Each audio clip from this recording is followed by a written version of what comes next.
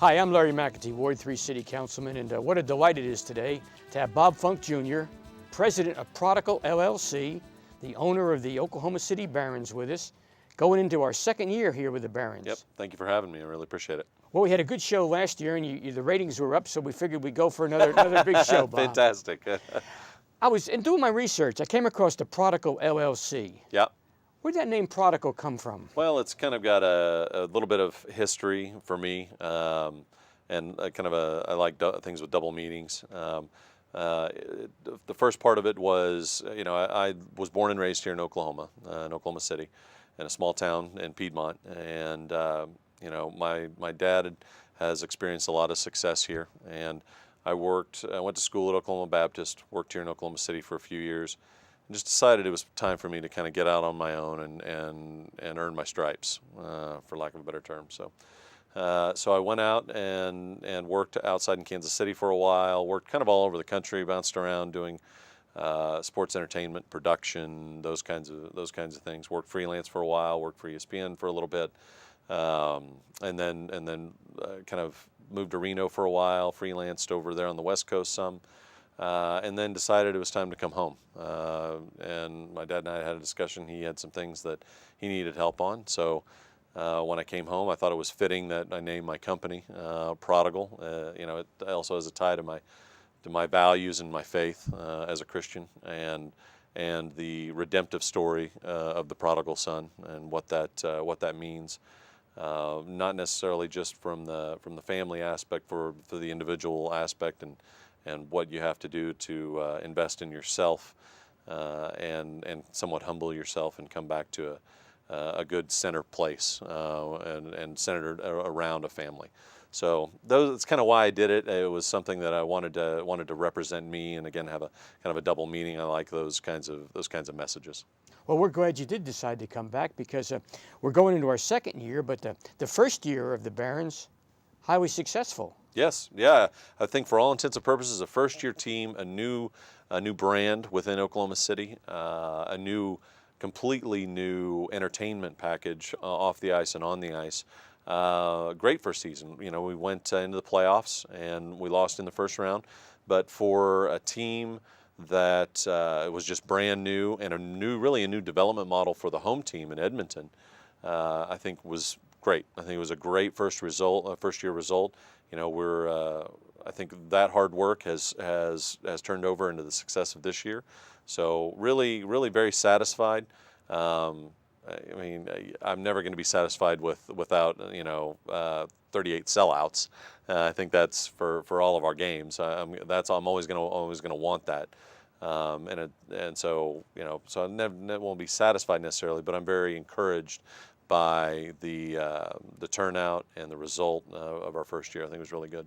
So the performance on the ice, coming in fifth and getting into the playoffs, was good. Mm-hmm. Business model, satisfied there then with the reception the fans gave you? Yeah, absolutely. We hit a few bumps in the road early on.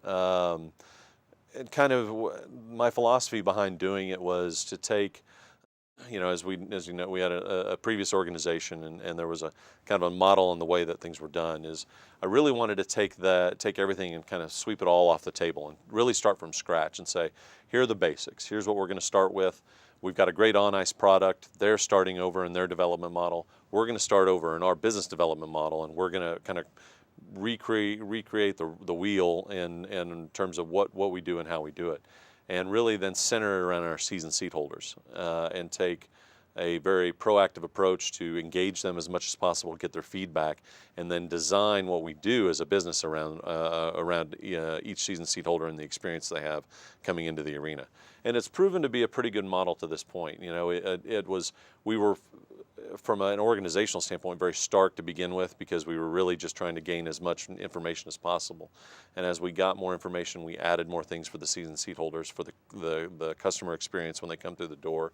I think this year, the second year, is proving out to be a good model of that, and some of the different entertainment options we've added. So it's been great to be able to take it from our season seat holders' perspective and really try and model it after that, and try and be as as fan-centric as possible. Now, we're not there yet. We've still got a lot of work to do and try and engage them as much as possible, but we've got a good first start, and this year is, the second year is just going to be a kind of a fruits of our labor type of that first year, and it'll just continue to grow after that. Now, in this new model, of course, there's been some renovation, and there improvements Absolutely. to the Cox Center. How's that working out for you? You know, it's working out great. The city, you know, you as the council, and the city manager, the mayor, Tom Anderson, our counterpart here at the city, have all been great to work with. The renovations have been fantastic. The terrace suites that were put in, the renovations to the locker room area, you know, the new ice plant, you know, just specifically that, I think we've never had better ice in Oklahoma in either arena than what has occurred with the new ice plant that's been put in. You know, all the other customer experiences that have been done this year. They've put in a new lounge or bar on the south end, as well as a new grill in the northeast corner. We put a stage in on the south end for our show experience, and to have a kind of an off the ice experience, if you may. And that all has been great, and the city's been fantastic to do that. You know, all the fan feedback has been very positive. They've all really enjoyed it, and enjoyed the fact that, you know, the building's been there, you know, for going on 40 years, and that seeing that there's still potential in it, the city still is investing in it. You know, it's been great from that standpoint, and not just for our games, but for all the other events that are in there as well. You know, all the other concert events, convention events that go in there. It's good for them as well, and I think it'll turn out to be kind of a nice niche venue for Oklahoma City for all the other events that go on for Big 12 basketball, NCAA regionals, those kinds of things. So you see the investment that was made, a wise investment. We were talking off camera. You were projecting a minimum lifespan still ahead for the Cox Center of, say, 10 years. Yeah, definitely. I think there's definitely, I think you can continue to invest in that property, and it makes the city more attractive to large-scale conventions, you know, along with the convention center that's being built, to have two facilities that can operate simultaneously, especially for separate events. It's kind of unheard of. There's not a whole lot of cities that offer that and offer the ability to do that, especially right across the street from one another. So when you have the NCAA, who may be looking for a regional spot for both women's and men's, it's the perfect venue. You've got Bricktown as an entertainment district. You have the ability to put the men's in the Chesapeake Arena, the women's in the Cox Arena.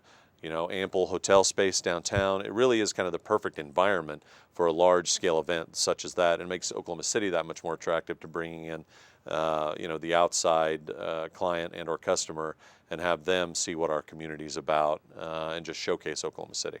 Now, you were talking about your season ticket holders, and you've got some packages for them. You've got something called, what, the Blue Line Club? Yeah, we've got the Blue Line Club, which was another part of the renovations last year, and it's a great little environment to treat people to a VIP experience.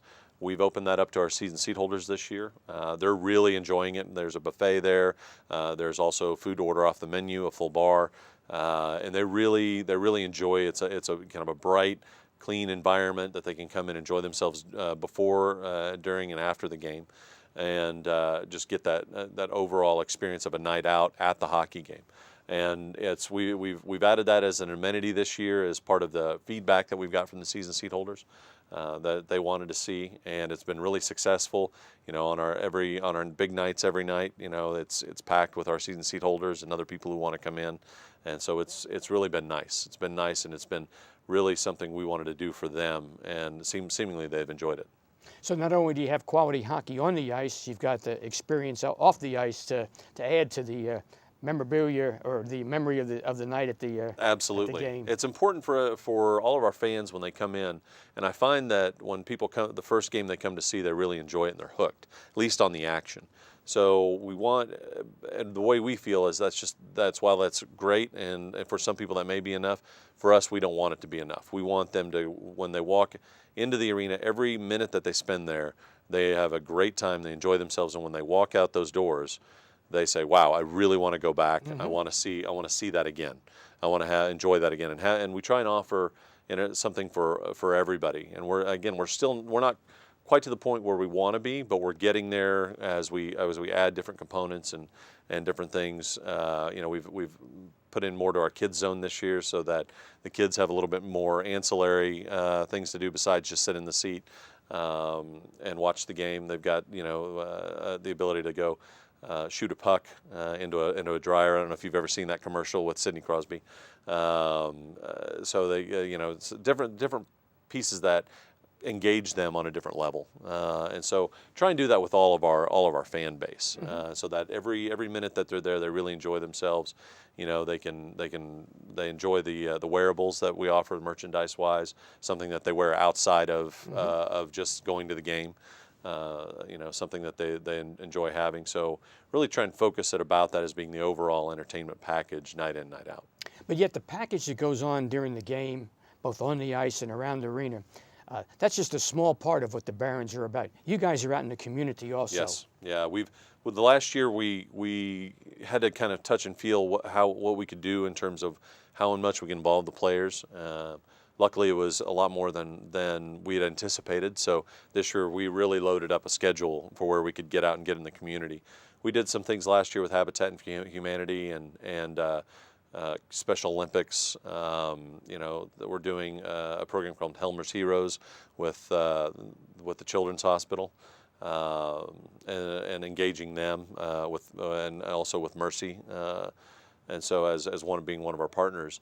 And really trying to do as much as we can with our players out in the environment. Everybody really enjoys that and likes to see them, and it was important for Edmonton as well when we really had our discussions early on to say, we really want them to be a part of the community. Edmonton was on the same page, saying, whatever we can do from that standpoint, get us involved as much as you want. So our players, our coaches, really try and get them out in the community as much as possible. It was great to have our team out yesterday building a house for Habitat for Humanity, and getting to work alongside the woman who's actually going to be residing in the house.